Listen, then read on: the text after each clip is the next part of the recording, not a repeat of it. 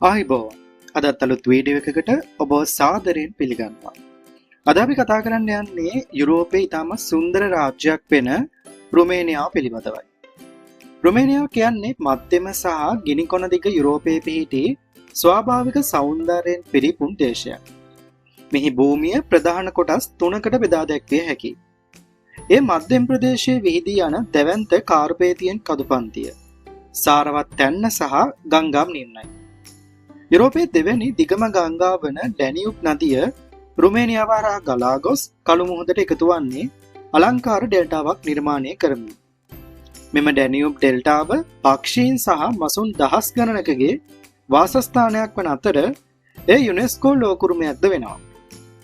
රුමේනියාවට සිසිර, වසන්ත, ගිම්හාන සහ සරත් යන ඍතු හතරම ඉතා පැහැදිලිව අත්විදිය හැකි දේශගුණයකින් හිමි. රුමේනියාවේ ජනගහනය මිලියන 19ක් පමණ වෙනවා. මෙහි බහුතරය රුමේනියානු ජාතිකයන් වන අතර හංගේරියානු සහ රෝම ජාතීන්ද ජීවත් වෙනවා. රුමේනියානු ජනතාවගෙන් 80%කට වඩා වැඩි පිරිසක් ඕර්තොඩොක්ස් ක්‍රිස්තියානි භක්තිකයන් වන බැවින් රට පුරා ඉතා අලංකාර පැරණි පල්ලි දැකගත හැකියි. නිල භාෂාව වන්නේ රුමේනියානු භාෂාවයි. විශේෂත්වය වන්නේ නැගෙනහිර යුරෝපයේ තිබෙන එකම ලතින් පදනම සහිත භාෂාව මේ වීම. මේ ඉතාලි, ප්‍රංශ සහ ස්පාඤ්ඤ භාෂාවන්ට බොහෝ සෙයින් සමානකම් දක්වන ආකර්ශනීය භාෂාවක්. රුමේනියානු සංස්කෘතිය අනුව රෝම, ස්ලාවික් සහ ඔටෝමාන් යන විවිධ බලපෑම් එකතු වී නිර්මාණය වුණා. විශේෂයෙන්ම ගම්බද ප්‍රදේශවල තවමත් පවතින ජනකලා, සාම්ප්‍රදායික ඇඳුම් පැළඳුම් සහ ජනකතා ඉතා අලංකාරයි. රුමේනියානු ජනතාව අමුත්තන්ට සංග්‍රහ කිරීමට මහත් ලැබියාවක් දක්වති.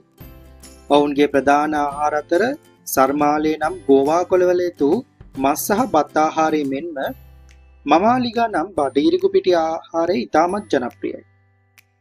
සංගීතය සහ නර්තනය ඔවුන්ගේ ජීවිතයේ අනිවාර්ය අංගයක් වන අතර උත්සව අවස්ථාවලදී ඔවුන් ඉතා උද්‍යෝගයෙන් තම සම්ප්‍රදායන් සමරනු ලබනවා. රුමේනියාවේ අගනුවර සහ විශාලතම නගරය වන්නේ බුකාරෙස්ට් නුවරයි. 20 වෙනි සියවසේ මුල් භාගයේ මෙහි තිබූ ඉතාමත් අලංකාර ගෘහ නිර්මාණ ශිල්පය නිසා මේ කුඩා පැරිසිය ලෙසින්ද හඳුන්වනු ලබනවා. අද වන විට බුකාරෙස්ට් නගරය නවීන සාපු සංකීර්ණ, රාත්‍රී සමාජශාලා සහ ඉතිහාසික ස්මාරකයන්ගෙන් පිරුණු නගරයක්. මෙහි පිහිටා ඇති පැලස් ඔෆ් ද පාර්ලිමන්ට් ලොව ඇති දෙවැනි විශාලතම පරිපාලන ගොඩනැගිල්ලක් වන අතර ඒ රුමේනියාවේ කොමියුනිස්ට් පාලනය සමයේ දැවැන්ත බව විදහාපාන ප්‍රධානතම සලකුණක්.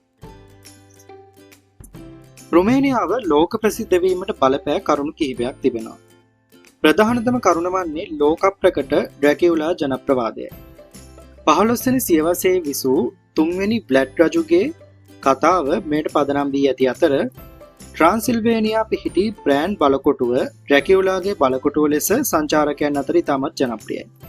මීට අමතරව ලෝ සුන්දරම කදුකර මාර්ගය ලෙස හැඳින්වෙන ට්‍රාන්ස්ෆගරාෂන් මාර්ගයේද රුමේනියාවේ පිහිටා ඇත.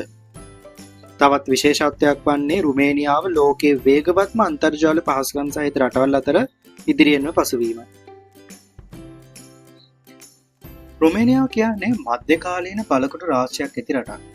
ලෝ ප්‍රථම වරට විදුලි ආලෝකය ලබා දුන් බලකොටුව ලෙස සැලකෙන පෙලස් මාලිගය මෙහි පිහිටා ඇති අතර ඒ යුරෝපයේ ඇති සුන්දරම මාලිගා වලින් එකක්.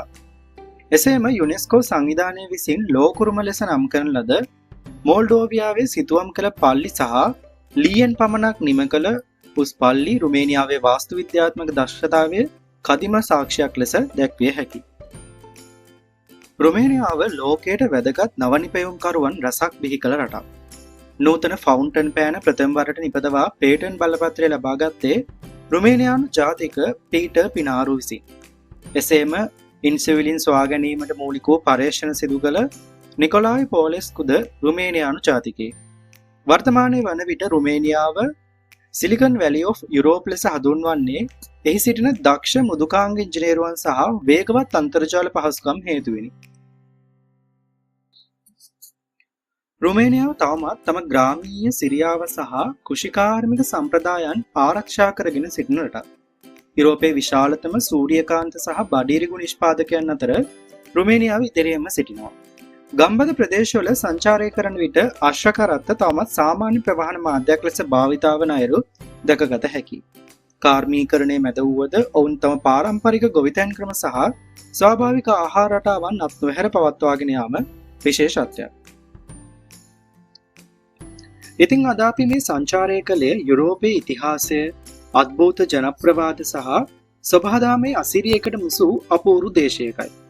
ඩ්‍රැකියුලාගේ බලකොටුවේ සිට ලෝ වේගවත්ම අන්තර්ජාලය දක්වාත් මධ්‍යකාලීන නගරවල සිට නවීන තාක්ෂණය දක්වාත් රුමේනියාව සැබවින්ම විස්මිත රටක් බව දැන් ඔබට පැහැදිලිව ඇති.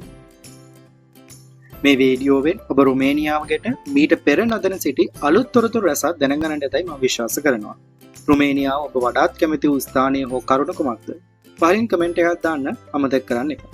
මේ වගේම ලෝකයේ තවත් අපූර්ව තැන් ගැන විස්තර දැනගන්න World View SL channel එක subscribe කරලා දිගටම අපිත් එක්ක එකතු වෙන්න කියලා ආරාධනා කරන ගමන් මේ වීඩියෝ එක like එකක් දාලා වාගේ යාළුවෝ අතර share කරන්නත් අමතක කරන්න එපා. එහෙනම් තවත් මෙවැනිම වටිනා වීඩියෝ එකකින් හමු වීමේ බලාපොරොත්තු ඇතුව අදට අපි ඔබෙන් සමුගන්නවා. ඔබට සුබ දවසක්.